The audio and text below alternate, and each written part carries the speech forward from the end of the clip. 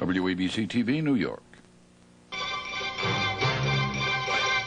This is Eyewitness News with Larry Kane and the Eyewitness News Team.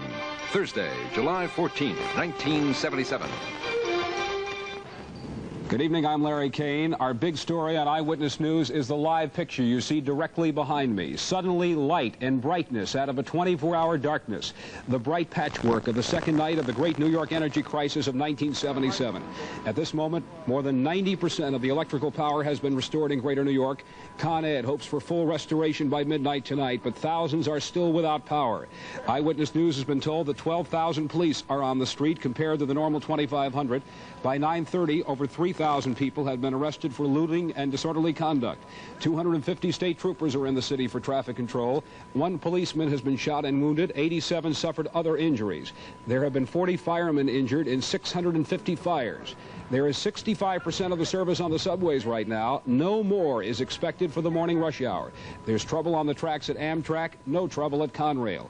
We are standing by for reports from the members of the Eyewitness News team at various locations, and right now Peter Bannon is standing by live on Fifth Avenue. Peter, what's going on? Larry, we are down in the Village, and I am very pleased to report that at about 10:20, the last of the lights down here, starting with 15th Street, pow, pow, down the blocks are going on. If they haven't got all the way south to you folks, they're coming, and I think Con Ed is going to make that deadline. And the city, at least down here, feels normal again. People are racing through the lights like they weren't doing last night when there were no lights. People are out on the street walking. Are you glad it's over? Yes, yes, sure. It's not really over for us. We're still waiting for water. All we want is a shower. I have water. I'm waiting for air conditioning. Could you have done it 2 more days? No. 1 more day? No. Maybe. Too atrocious. Should have made it. And one man who deserves special mention was studying for his bar exam by candlelight. That's right. I felt like Abe Lincoln, and I hope it was worthwhile. Also, I have a baby, not this 2-month-old baby, and we had to sterilize 1 pot of water over and over again, and we won't have water in the building for another 3 hours, so hopefully our formula held out. Okay, hopefully it is about over, and the worst for most of us are stories to tell our children. Peter, what was the scene like on the way down to Greenwich Village in Midtown and the other sections of Manhattan? I'm going to be perfectly honest with you, Larry. I was getting scared. I was tired of listening to those alarms going off at every corner, wondering who people were running up and down streets. I was tired. People were hanging out the windows up here, and when the lights came on, they cheered. They honked their horns, and they gave this amazing call, "We've got our lights." We take an awful lot for granted in this city. We need an awful lot. Okay, Peter Bannon reporting live from Greenwich Village. The state of New York has taken an action that is certainly a first, at least in recent memory. 250 state troopers are in New York City to supplement the city highway patrol, and Eyewitness News reporter Spencer Christian was in the Bronx to greet them. Spence? Well, Larry, while most of us are certainly hoping for a calm, peaceful night, state and local police are preparing themselves for any disturbances that may occur. 150 state troopers arrived at the 1st District Highway Patrol Office in the Bronx this afternoon to join city police in trying to keep the peace tonight. This is the first time in the memory of the officers we talked to that state policemen have been placed on duty in New York City.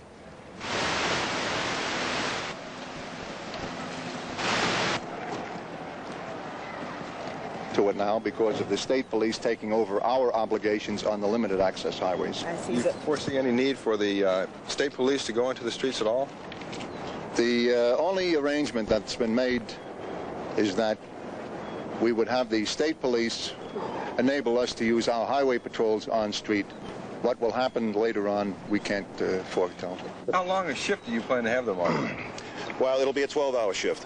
We'll run until the highway patrol can take over again in the morning, and if necessary, we'll be back tomorrow night. Now, who will make the determination as to when your services may no longer be needed?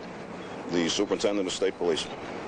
Major Leary concedes that his troopers are not very familiar with the streets of New York, but he does not believe they will be needed there. Police officials feel that any problems in the streets can be handled by regular city cops and the highway patrol. You have both your own radio equipment as well as radio equipment we've furnished. So if there is any problem, get on the air with it. We'll obtain information for you to overcome any problems that may occur, advice or assistance as you may need it. A highway patrolman told us that there will probably be at least 5 highway patrol cars in each borough at all times. The highest concentration, of course, will be in the most volatile areas of Manhattan, Brooklyn, the Bronx, and Queens. Now, we don't mean, of course, to create any kind of unnecessary sense of urgency. We hope there's no violence in the streets tonight, but at least it's comforting to know that the city is prepared. Larry? Spencer, Con Ed's public relations people are working overtime tonight trying to explain the embarrassing walkout. John Johnson has been listening all day and night to those explanations, especially from the Con Ed chief, the chairman of the board, and John has this report. An act of God outage, lightning, buying too much power from outside sources, low oil pressure. All reasons, according to Con Ed Chairman Charles Luce, for the Con Ed power system to collapse like dominoes, causing a blackout that was supposedly all but impossible.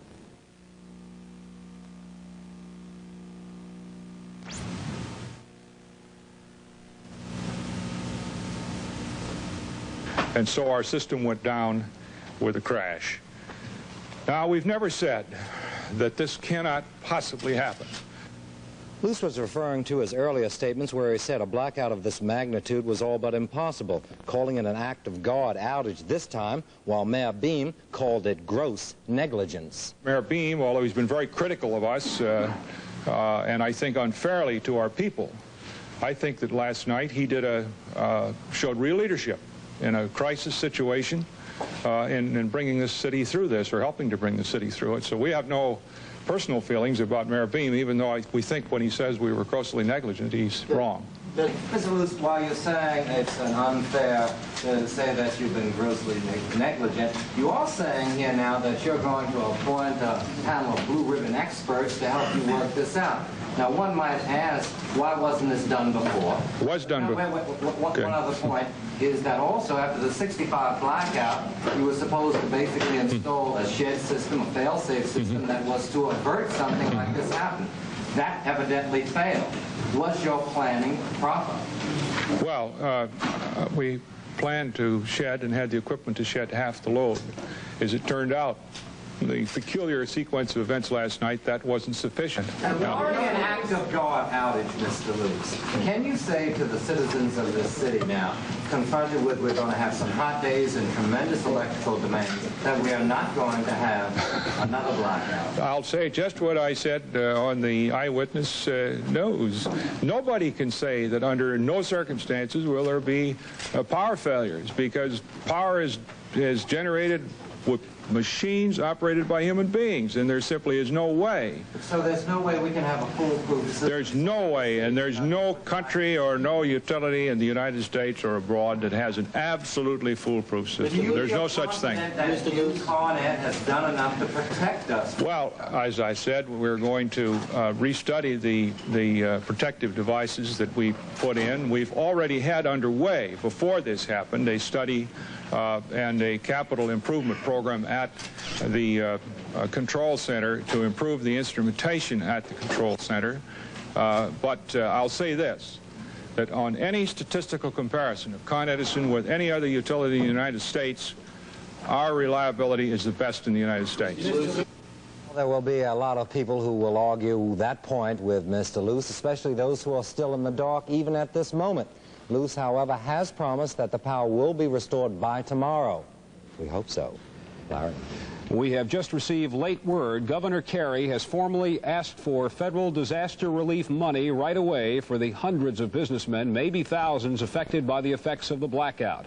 The governor has been in town all day investigating New York's blackout, and Eyewitness News caught up with him at the heliport. There, he had some pretty optimistic words for the city of New York. I certainly look for tonight to be a better night than last night, because power is going back on, and we have an adequate source of backup power. And I'm going to take steps tomorrow to meet with all of the officials involved of Con Ed, of the Public Service Commission, to make certain for myself, on behalf of the people of the state and the mayor and others, that this is not going to happen again. Governor Carey told Eyewitness News he plans to stay in the city of New York at least through the night. Mayor Beam is very busy. He's appealing to religious leaders of all faiths to ride with police patrols tonight to keep their communities peaceful, calm, and relaxed. Earlier Earlier, the mayor told the City Hall news conference of his anger and outrage over the blackout and the rampage of looting that swept parts of the city. Beam is going to appoint a blue ribbon panel to investigate the massive power failure. I want to express first my total outrage that at this hour, the city of New York is still without power, and the prospects for restoration of full electrical service remain vague as far as Con Ed is concerned.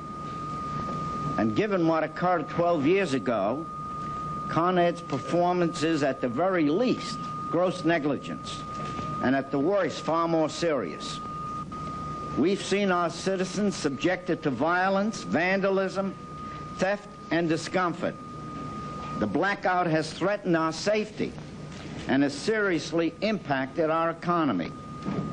We've been needlessly subjected to a night of terror in many communities that have been wantonly looted and burned. Tonight, the mayor says he wants convicted looters punished to the fullest extent of the law.